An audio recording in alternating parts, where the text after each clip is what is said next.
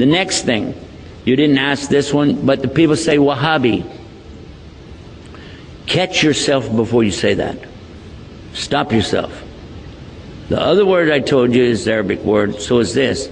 It means to bestow, to give. Al-Wahhab, if you say Al-Wahhab, you must be very careful now. You just said Allah's name. Allah is Al-Wahhab. He is the bestower, the ultimate bestower. So you don't take Allah's name and play with it like that. What really happened over 200 years ago, there was a student of knowledge who memorized the Quran when he was not even a teenager yet. He studied all of the fiqh, jurisprudence of the Hanafi. Then he began to study others. And his father, who was a scholar, told him to stop. Just stay with what we have. He said, I want to learn the others. His father almost disowned him because of it. It was very upsetting. You know, don't do that. But he wanted to learn all of it so he could understand. And he began to learn quite a bit. He became convinced that he needed to learn more. And he discovered through this learning that the people of his time were making a grave mistake. I use the right word too, because they were worshiping at graves. They were literally going to graves and calling upon dead people to help them. Righteous people, good people, but they're dead. And even if they were alive, what could they do? They could only make dua for you. Nobody's got any magic.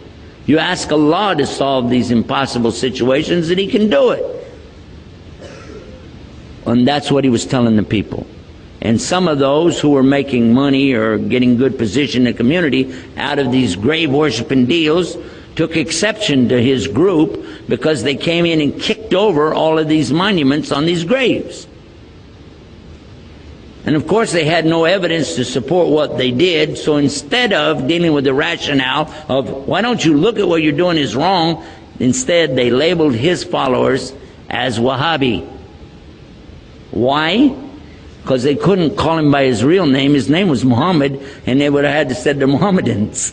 And no Muslim would do that anyway. So they call him Wahhabi because his father was Abdul Wahhab. So he was Muhammad ibn Abdul Wahhab, and he wrote a book called Kitab al-Iman. The book, if you read it and take the cover off and you don't know who wrote it, you'll say this is a great book. It's very good about the belief in Allah is one and the teachings that come with it. It's kind of like a workbook. It just has a few verses or something and then tells you to go look up the rest of it.